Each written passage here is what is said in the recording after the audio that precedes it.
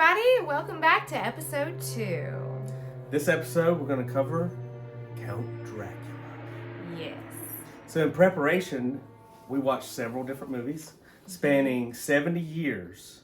But before we get into that, on our last episode, our first episode, we mentioned that we did a horror movie category tree. That's right. And, remember?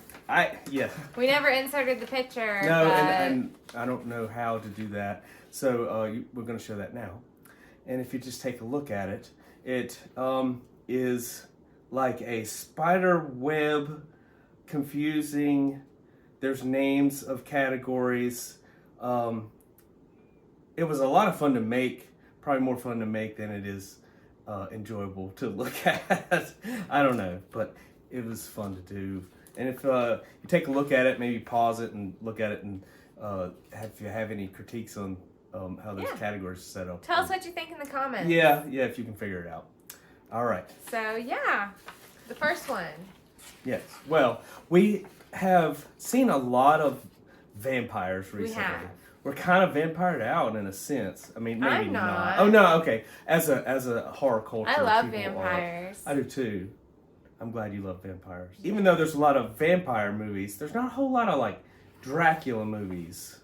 When you look at the grand scheme of vampire movies, Dracula mainstream ones, because if you search Dracula, there are quite a few. A lot of low budget films are gonna pop up. A lot of Some 70s. might be good. Yeah, a lot of 70s. Yeah. You know, there actually are a lot of Dracula movies. Okay, well, just in recent, like but since True Blood and mainstream stuff ones like that everybody knows of. Yeah, not as many. There's only a couple. So in this episode, we're going to cover several different movies that we watched, 4 different movies that we watched in preparation. The first one being Nosferatu. 1922 film. Mm-hmm. The second one was the second one is the one that stars Bela Lugosi, and it's kind of like the classic Dracula image, and that was from 1931. He's like the cartoon character with like the widow's peak. Yeah, we're going to get into that. But the third one was 27 years later, 1958, was Horror of Dracula. And the reason why we chose that one was the casting, really. But we'll talk about that again later, too. And then the fourth one. Kind of recent, but not really. Oh, yeah, okay. Relatively recent, but yeah, not recent. Is 1992's Francis Ford Coppola's Dracula. Yes. So Count Dracula as a character was invented by Bram Stoker, who released he released the novel Dracula in 1897.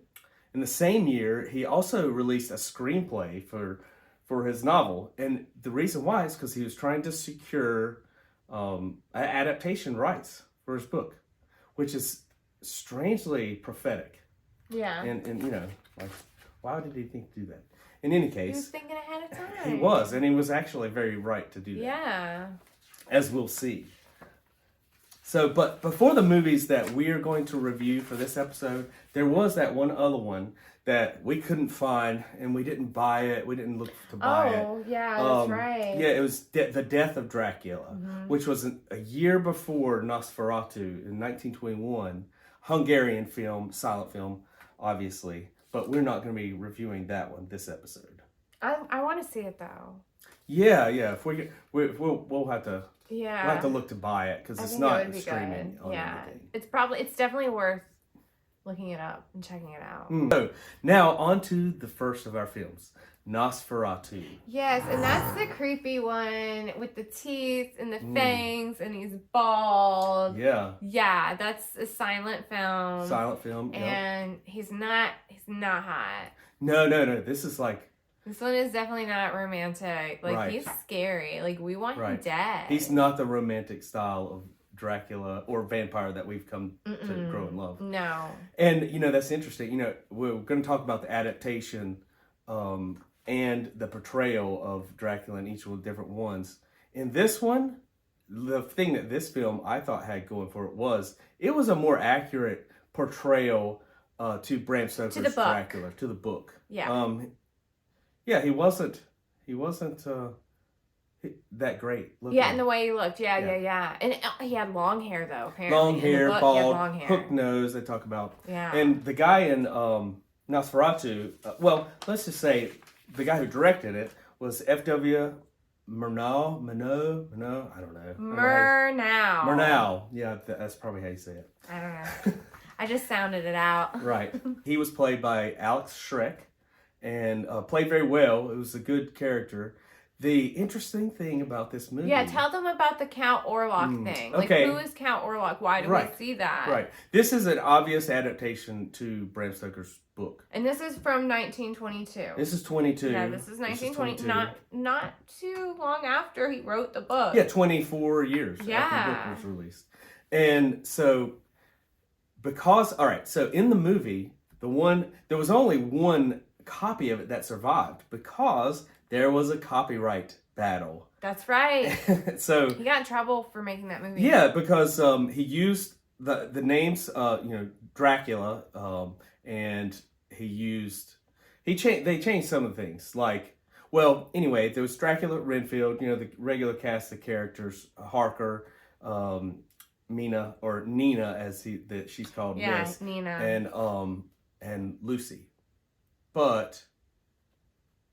In all of the written things about it, it says Count Orlok. Yeah, like if you look on but IMDb. in the movie, the text, because it's a silent film, it does say Dracula. Yeah, it says Dracula. Renfield gets, the Renfield character gets a note from Dracula himself. So they put the Count Orlok there as a copyright thing. Yeah, that was after the fact. Yeah, but, so, the only reason why there's one left is because in America, right? In America, it had already been long. There was a typo in the copyright thing or something, so it was able to become public domain sooner than it should have. Right. But only here in America, so they had to destroy all the copies all over the world except for the one. And that one survived. Here. Yes.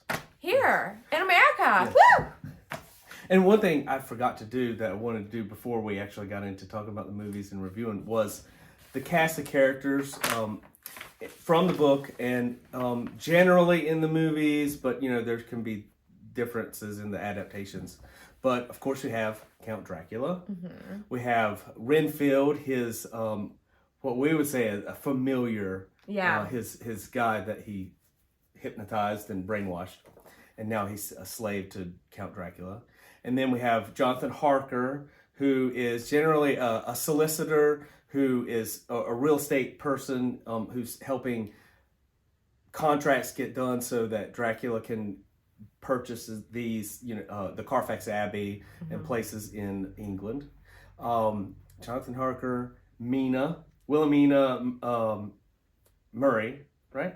Anyway, Wilhelmina, Mina, which is Jonathan Harker's fiancée. Lucy, which is Mina's best friend and another prominent character.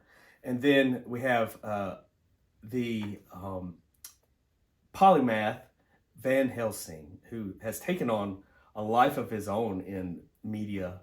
Very big character in the book and also in other adaptations. That's He's always his own there. thing. Like, there's movies just about him, which I will say. Okay, well, when we get to that, yes, I know. That's an interesting comment. What is the one from 1958 called again? Horror of Dracula. The Horror of Dracula. To me, that is a, dang, see, I already forgot his name.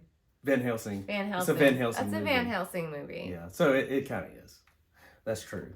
So those are like the main characters. Then you got Lucy's suitors, Jack Seward, Quincy, the Texan guy, I can't remember his last name, and Lord Holmwood, who Lucy chooses, and the whole cast of characters brings together a nice story.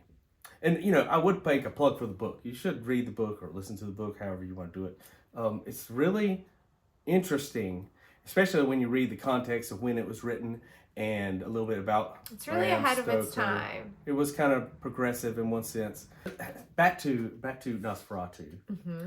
In this version, Renfield is actually Jonathan Harker's boss, and he gets this letter from Count Dracula, which we'll put up, and you can see this letter. It's got these crazy symbols. It's very interesting. I mean, it's like when you look at it, when you look at that still, and you see it, you're like, this has got to mean something. This isn't just scribble on paper. Like you pause it and look at it. So, well, and which we did, and the production designer or production manager of the movie, whatever, his name was Grau. I can't remember his full name, but that was his last name. And interestingly enough, he was a member of the OTO. So we wanted to show a picture of Count Dracula. Mm-hmm. And as you can see, he is not your bachelor of the year. So, I mean, poor guy. Not really. Especially since, in this movie, Dracula is depicted, unlike the other ones that we watched, as like, he represents an infection. So he's like, has the Count brought the plague to Bremen. So this one's set in Germany, it's a German film, instead of being set in London. But I thought that was an interesting thing that went on there, something they chose to do. Apparently, as far as the director and the writers were concerned, Count Dracula Nosferatu murdered his victims, and they didn't turn into other vampires. And that's kind of why they thought it was a plague, because all these people were ending up dead. Oh, yeah. This movie was actually banned in Sweden for 85 years because it was too horrific. 85 years? Mm-hmm. Good Lord. So wait, what year? Well, after 21, I don't know, recently it seems like. So in the 2000s? Yeah, something like that. Crazy. Yeah, it's crazy. So, there is that. And, spoiler alert on a 100-year-old movie. At the end, Count Orlok dies. He's in Nina's room. Stop! Yeah. I'm just kidding. I know. I watched that. So he dies. He dies. Sorry. He's exposed to Dawn's light in Nina's bedroom, or Mina as we know her generally, and he turns into a little pile of ash. So this is a cool movie. If you like vampires, you can't go without watching this. If you like old silent films, too, yeah. If you like history, if you like vintage clothes, if you like anything, you have to go watch this movie. Not necessarily, because some people cannot watch old movies. Some people cannot watch silent films. Yeah. It's just like, what is this black and white crap? Like, get this out of here. Right. Right. I don't want to read. Yes, it is reading. It is. And interesting too was the choice of music. So I don't know how. I liked it. There was a score written for it, and when they showed it at the premiere, a live orchestra played the score, but that was lost. And so in the version we watched, it was cool. It was cool. I thought there was a disconnect between some of the moments in the music when they paired it with the video. But it was cool music, but it was definitely like 60s modern jazz. Yeah, no, the first one, that was like 1960s jazz. It sounded like a Pink Panther movie. It did. Yes. It did. So it didn't. I would say I would definitely recommend watching this particular version. There may be other versions with different music set to it. And you watch it with typo negative. Well, there is a thing with that. Yes. There's a version of that with typo negative songs set to. Yeah, it's like the Pink Floyd and the Wizard of Oz. Yeah, that's interesting. It's like that. Mm-hmm. So, if you're a typo negative fan, then you should watch it too. Yes. So there you go. Yeah. Watch Nosferatu, and the Egger brothers are going to. Yeah, they're making a movie. I'm excited for that. They just gonna posted. Be good. If you don't know who they are, those are the people who did the movie The Witch. Mm-hmm. And what else did they do? Northman, yeah, those were both really good movies. So and I'm drawing a blank on the other one. I don't know, but anyways, so on to our next one. Yes, Bela Lugosi. Yes. And if you don't notice my shirt, I'm wearing a Bauhaus shirt because one of their songs goes, Bela Lugosi's dead. Uh-huh. So Yes, I'm that's not right. going to start singing, but I love That's that all right. song. Yes. It's so good. Yes. You should check it out. Right. Very intentional choice. Good job. Uh-huh. They also liked vampires, apparently, or Bela Lugosi. But the song, I'm pretty sure it's about the vampire. Yeah, I think Because so. he says undead. Yeah. I'm pretty sure. It would be like, what if it was like he said he was saying something else and I got the lyrics messed up? That would be so embarrassing. It would be classic. I'm pretty sure it's saying undead. I think it is too. Undead. Yeah. So. Yes. I'll fact check myself later. So Anyways, the so second one. 1933. 31. Bela Lugosi. Yes. Starring As Count Dracula. Count Dracula. In the film called Dracula. Dracula. So, yes, it's starring Bela Lugosi. And to me, this is the That one is one that definitely created romantic. the Halloween sort of image of Dracula. They romanticize it. Yeah, he's more attractive. He's he's more human looking. Would have the physical features to seduce a woman. It's Or bringing, a man. or whatever. It's bringing, as subtle as it may be, a more sexual element into it. So, not that it's tame, considering today's sexuality in not just vampire movies, but it is definitely we different. have got to get this kitten. Okay, so this is our Mina. We just got this new baby kitten, and we actually named her Mina. And After she Wilhelmina. is wild. She is just. She wants to go. So she may or may not join us again later. But if you hear like commotion in the background, it's definitely her. Oh, she's just sitting in my lap. Okay. Well, that's good. Maybe she'll sit there. Yeah. So yeah, his portrayal is more human looking. He's got slick back black hair, which becomes very iconic and used over and over again. He's handsome, and he has a very slight widow's peak, and you'll see from the photo. I guess it is kind of a widow's peak. But then in a movie he does the next year, called White Zombie, of all things, and not the beer. Yeah, or the band, but he. I bet that's where Rob Zombie got the name. Of course, I think of the I never thought freaking about beer. Right. So in any case, if you see the second picture from his image from White Zombie, he obviously, it's a very pronounced widow's peak. She's okay. And almost lamb chops. But so that's very interesting. Because the Halloween costume, so you always see the widow's peak, slick back hair. Yeah. And like cartoon. Yeah, kind of cartoony. Real cartoony. Right. But back then I'm sure it wasn't in context. It was scary. So, but that one does actually use the correct names, right? Yes, that has all the correct names. Yeah, no copyright issues there. Yeah, no, sorry, done with all that. But the music that was added to this was also not original to the film, but it was good. It was interesting. Yeah. It was mostly classical compositions, but there was a Philip Glass composition in there. Yeah, modern it was guy. good. I don't know if anybody knows who that is, but who is he? He's just a modernist symphonic composer. He writes, What other movies has he done? I don't know. He's just a composer. Oh, I'm not sure if there's a soundtrack that maybe the viewers might not have sure. known. I'm not sure. Maybe I would know. Yeah, I don't know. Not that I can think of. Either, you guys. That South Park featured him during their Christmas episode in the first season. So about. It just makes Anyway, me think somebody else of the Brady Bunch. The Brady Bunch. When Jan Yeah. Glass, thinking of her little boyfriend. What was his name? Something Glass. Wow, that's over my head. I don't know that reference, to be honest with you. Yeah. Sorry about that. That's okay. That's all right. Word associations. We'll do that next episode. So, this was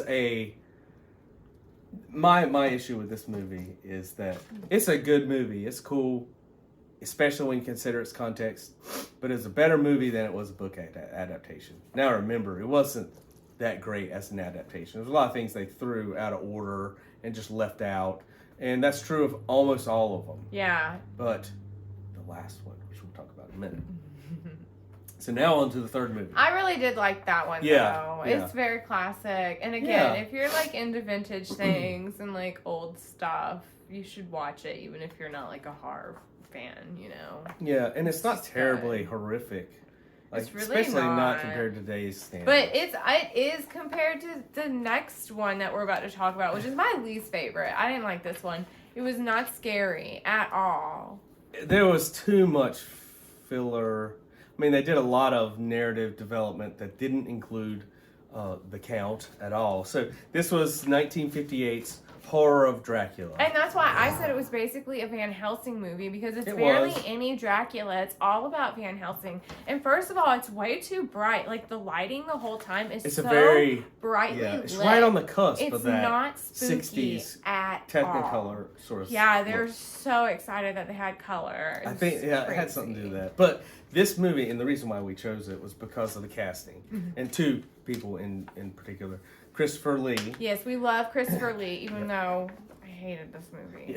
So Christopher Lee plays Dracula, and Peter Cushing plays Van Helsing. The two of them played in a lot of horror movies. This kind of springboarded their career as, like, horror film guys. You know, they played a lot of stuff together. Christopher Lee, he's the guy who's in Witchfinders General, right? No, that was Vincent Price. That's Vincent Price. Why do I keep thinking about Vincent Price? Because another movie we watched called Fright Night had Peter, a character named Peter Vincent in it, who was the Van Helsing character, and he's easily confused all this stuff. And I just like Witchfinders General. That's a good one too. You guys should check that one out. But that's another episode. Yeah, definitely another.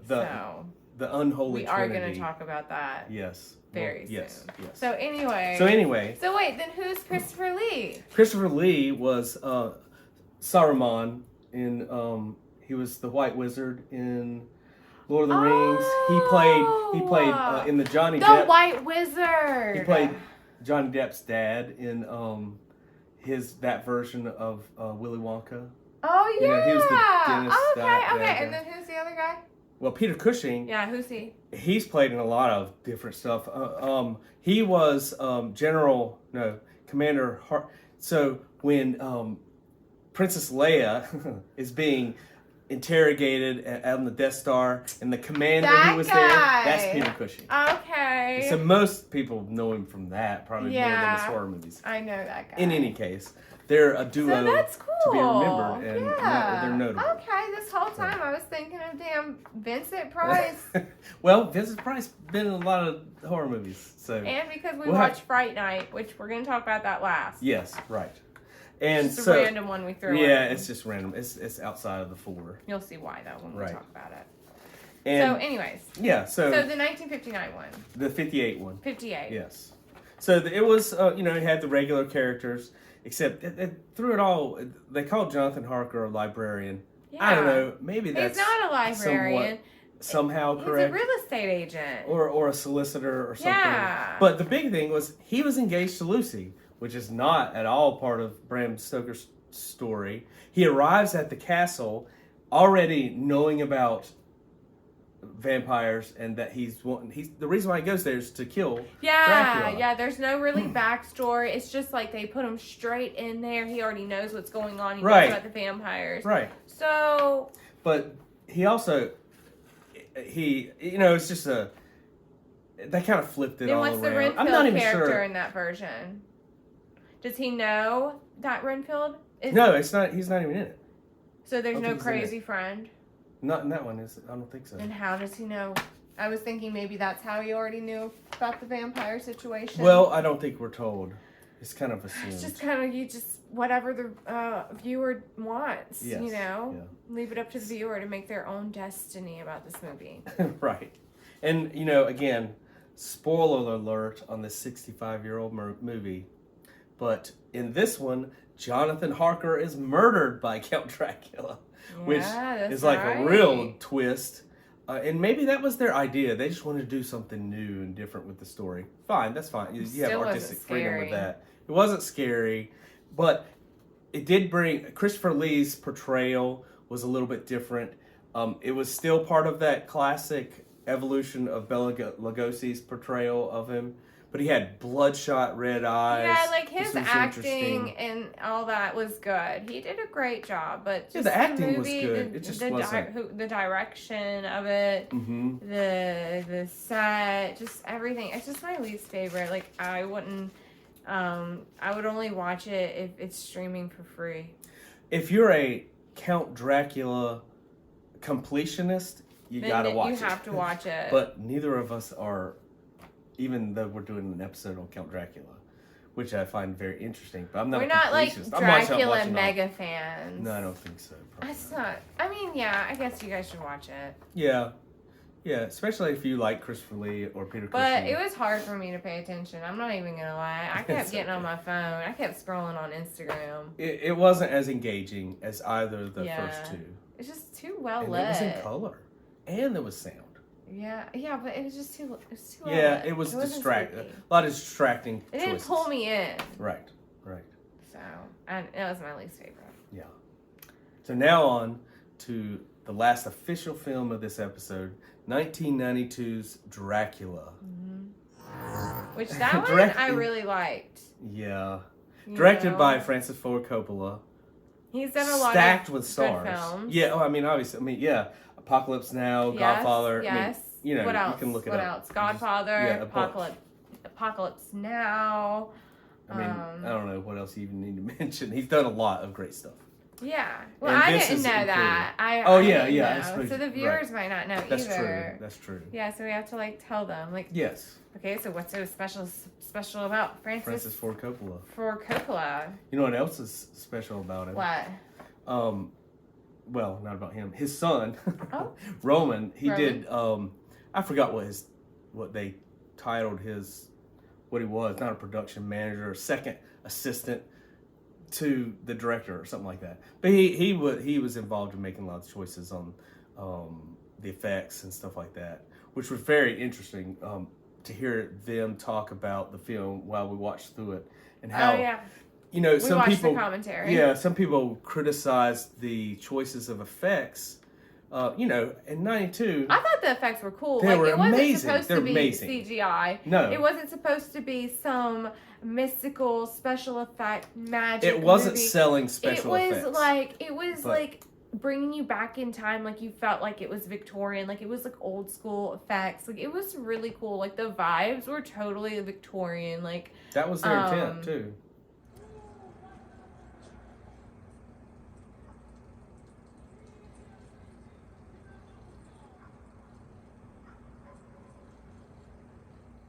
it was really good. Like the 90s gets a lot of like, you know, people like the 90s is so tacky, blah, blah, blah. You can say that about every You can say every that about generation, portions of every every decade. decade. Yes. really. But it's actually really It's an outstanding film. It was done really good. It was Not before just a the horror writer's film. strike, you know. So it was back when movies were still written really well. Yes. And it was just, it's a good one. I definitely do recommend Yes. that one. And it was definitely the best And adaptation the outfits of are these so films. cool. And like it followed the story. It told a great deal of the story.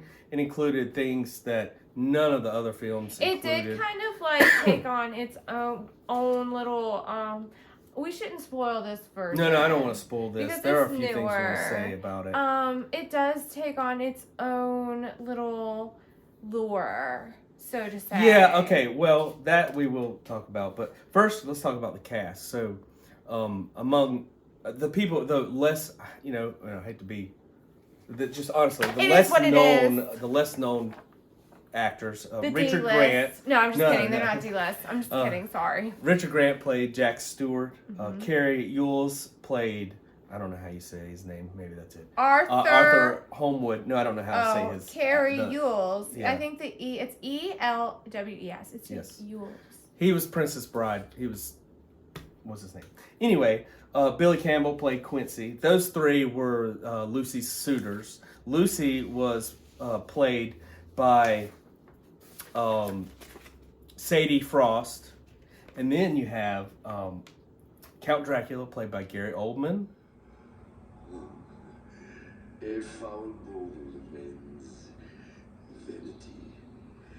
Perhaps you should grow beard.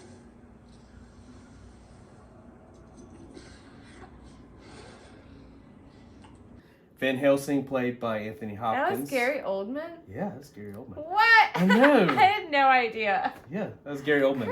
Crazy. That's awesome. Two bloody vermin, yeah? Blood, the diseases of the blood, such as syphilis, that concern us here. And Wilhelmina was played by Winona Ryder. Keanu Reeves. I am Dracula.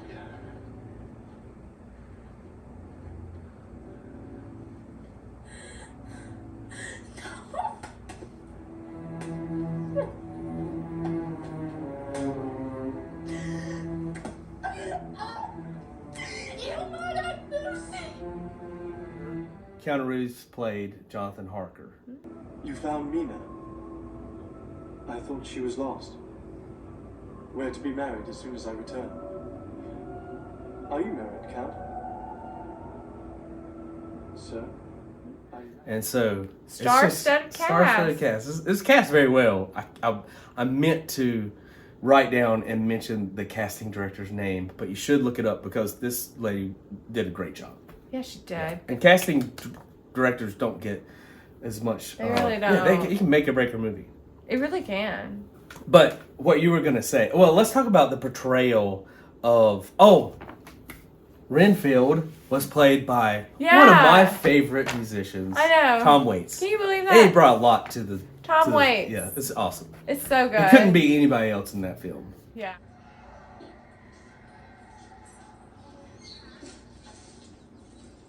Would you care for an old Dr. Theodore or canapé? No, thank you, Mr. Redfield. How are you feeling? Yeah, I would say it's like super 90s.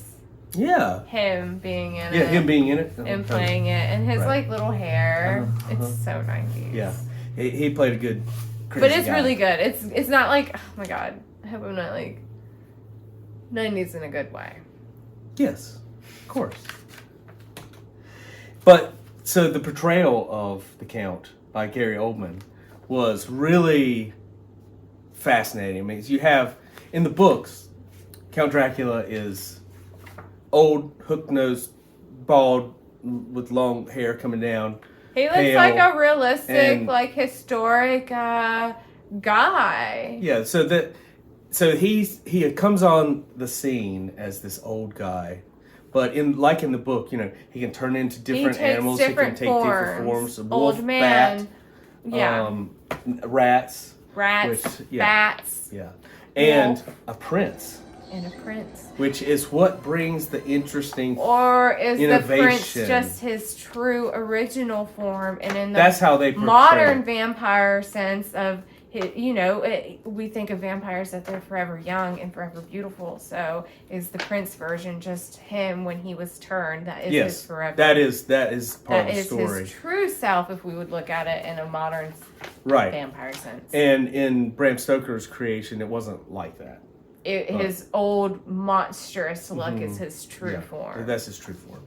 But there was an innovation that even they claimed in the commentary that they made in the story. Whoever brought the book to film for them. There's in all the other ones, there's not really a backstory. There's no reason why where you would Dracula even- came from. Who is he? What does he want? Right. But in this version, it definitely tells us a little bit of lore about who Dracula is. Well, they invented it because Bram Stoker didn't even talk It's about that. fan fiction. Yes, it is technically fan It's fiction. fan fiction, Brought to but it's life on good the fan silver fiction, and screen. it makes sense because it's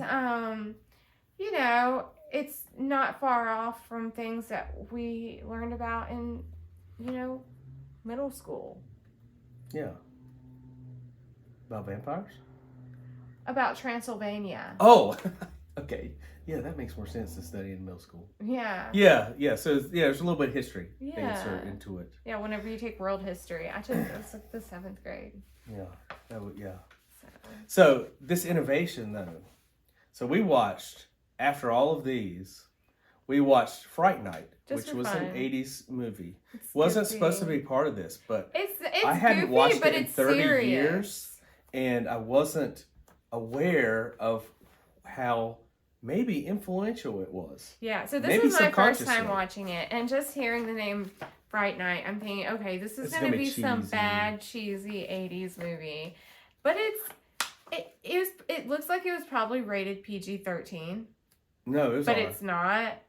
But but the campiness, I Oh, say. maybe so. It's Yes. a little campy, but it is serious, and When it goes horror, it's horrific. yeah, it And- was. yeah, And there's some silliness. I love the makeup they did Oh, the practical effects for for Dracula.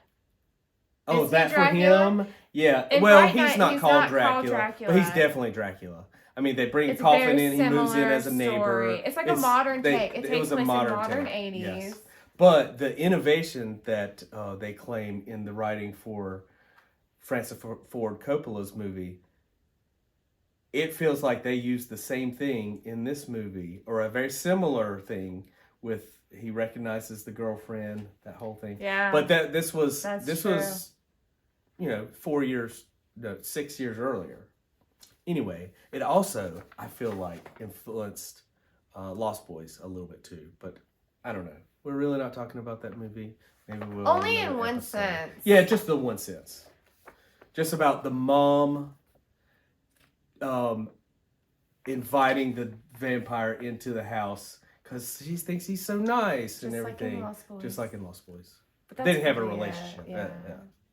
It's very subtle. But it was good. It was good. I Yeah, love it's the good. way that they did the vampire though. They like It scared had me these as a kid. long ass hands. Yeah, His his long fingernails. fingers, and you could tell it was like a practical effect. Like they All of it was, yeah. put them on there, little Mhm. fake Mhm. fingers. I mean, And then the that's good. guy who turns back into the wolf. Oh yeah, When that was the good. Van Helsing character, whose name's Peter Vincent, who's supposedly the star of the show in the movie, the world of the movie called Fright Yeah, Night. so in Fright Night, it's these kids. This kid, he notices this guy who moves next door. He sees these people bringing in the coffin to the basement in the middle of the night. Like, what's going on? Oh my God, there's a vampire moving in next door. So then there's this popular, like, public access channel show called Fright Night, which stars this old man who basically hosts his little show. Played by Roddy McDowell. Where he, they kill vampires. So what do you do when there's a vampire moving in next door? You call up your local public access horror TV show host. Just like people who are haunted call up the Indian shaman. Same thing. Exactly. That's what they did in Poltergeist.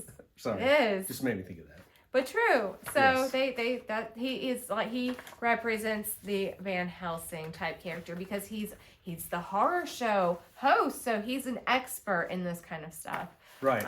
Well, he was a vampire hunter in the But when show. they found him, he was kind of a skeptic at first, but Yeah, he it didn't took really some do any of that convincing, stuff. and then he came back and they defeat the vampires and everybody goes home happy. Yep.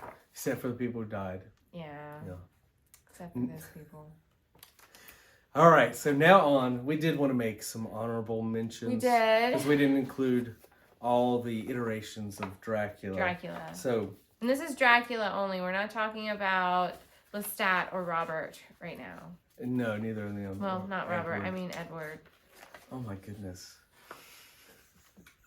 Sorry. So, honorable mentions. Count Von Count. Count Chocula. And last but not least, Blackula. So there you go. That's it. Yeah. That's all we got on Count Dracula. Are there any other Dracula renditions that I can think of? I don't think so. There are a lot, but not one's notable in my mind. Yeah. I didn't know any of the other ones we looked up. Mm-mm.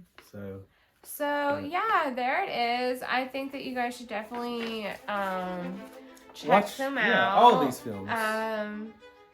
You should also check out Bauhaus Yes, and Typo Negative. and Typo Negative. Those are bands. They're really good. Yes. Well, But thanks yeah, again. thanks for tuning in to episode 2. Yeah, leave comments. Yeah. Like and subscribe, I guess they say. No, we can't say that yet. We're not on that level. Oh. Or are we? Alright, I'll edit that out. Don't. It's okay. Like and subscribe and follow and share to all your friends. Alright, thanks again. See you next time. Bye.